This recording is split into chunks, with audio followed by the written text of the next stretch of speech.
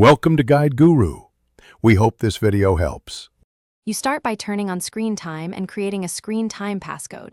This is the control that prevents others from changing important settings. Once done, go directly to Settings, tap Screen Time, and confirm a passcode is active.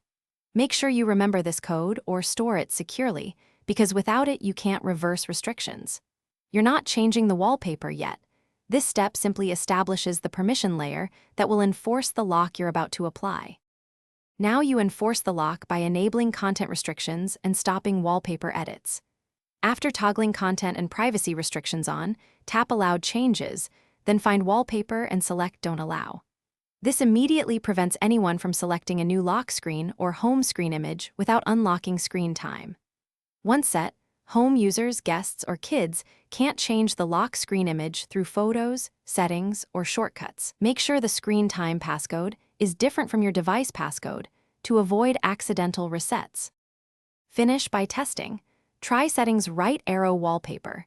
You should see a restriction message and no option to set a new lock screen. If changes still work, return to screen time and verify content and privacy restrictions is on and wallpaper is set to Don't Allow, and confirm you use the saved screen time passcode.